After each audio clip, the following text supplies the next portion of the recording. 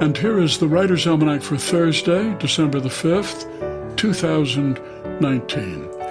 It's the birthday of the poet Christina Rossetti, London, 1830, who gave us the Christmas carol in the bleak midwinter. Frosty wind made moan, earth stood hard as iron, water like a stone.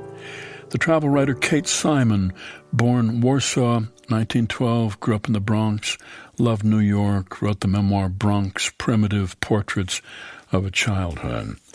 It's the birthday of Calvin Trillin, born Kansas City, 1935. His father was a Ukrainian immigrant, ran a grocery store. Trillin said, "It was a given in our family that my father was a grocer so that I wouldn't have to be." His father read a novel called Stover at Yale, but a young man at Yale decided that his son would go to Yale someday, and so he did, eventually wound up writing for the New Yorker magazine. Calvin Trillin, who said, "The most remarkable thing about my mother is that for 30 years she served the family nothing but leftovers. The original meal has never been found." It's the birthday of Joan Didion, Sacramento, 1934.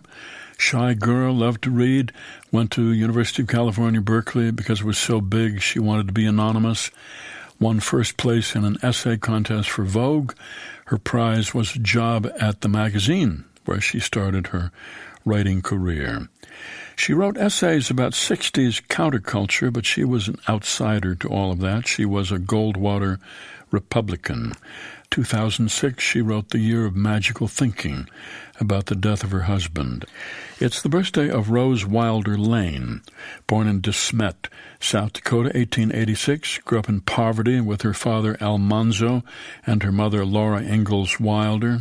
Family struggled with crop failure and terrible debt, finally settled in the Ozarks, and as soon as she could, Rose left home. She went to San Francisco, Paris, New York, Berlin, made her living as a freelance journalist, became one of the highest-paid female writers in the country.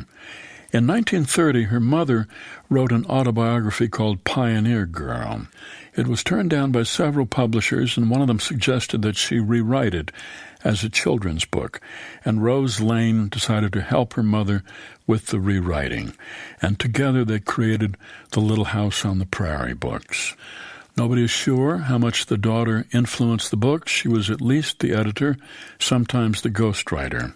She wrote to her mother about some changes. A good bit of the detail that I add to your copy is for pure sensory effect. And her mother replied, "Do anything you please with the damn stuff if you will fix it up." But clearly, without Rose Wilder Lane, the Little House books would probably not exist. Here's a poem for today by Jean Jansen, Renee Fleming, In My Kitchen.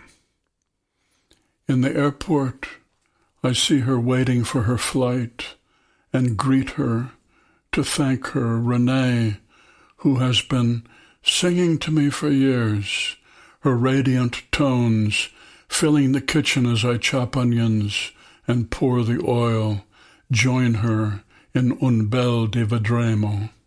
While I whip the cream, the room vibrating with fragrance and melody in an alchemy of rise and fall, fire and ice. How do I tell her that her long opening ah of Dank sei dir, Herr becomes an embrace of all that we are given, how butterflies' farewell becomes all that we lose. She smiles and speaks with lilting voice, this small woman who holds our cries and moans within her as she turns now to board the plane and waves goodbye. A poem, Renee Fleming, In My Kitchen, by Jean Jansen, from What the Body Knows, published by Dream Seeker Books and used by permission here on the Writer's Almanac. Be well, do good work, and keep in touch.